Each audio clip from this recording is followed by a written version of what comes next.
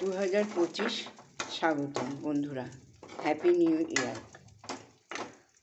জানো বন্ধুরা, কোনো কারণে আমার প্রোগ্রামটা ক্যান্সেল হয়ে গেছে, তাই অগত্যা আমাকে তো রান্না করতেই হবে। তাই রান্না করে ফেললাম গলদা চিংড়ি মাছ সর্ষে বাটা দিয়ে। প্রথমে চিংড়িগুলো ভালো করে ভেজে তুলে রেখেছি।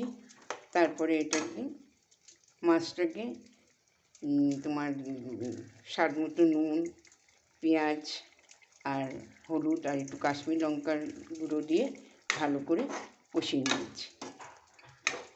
কষিয়ে নিয়ে পরে সর্ষেটাকে আগে একটু জল দিয়ে নুন দিয়ে ভিজিয়ে রেখেছিলাম, নাহলে একটু তিতো তিতো লাগে।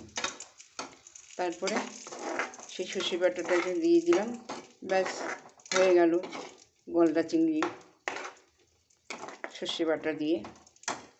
তা তোমরা কে কোথায় গেছো আমাকে কমেন্টে জানিও। আর গলদা চিংড়ি সর্ষে বাটা দিয়ে রান্নাটা কেমন হলো কমেন্টে জানিও।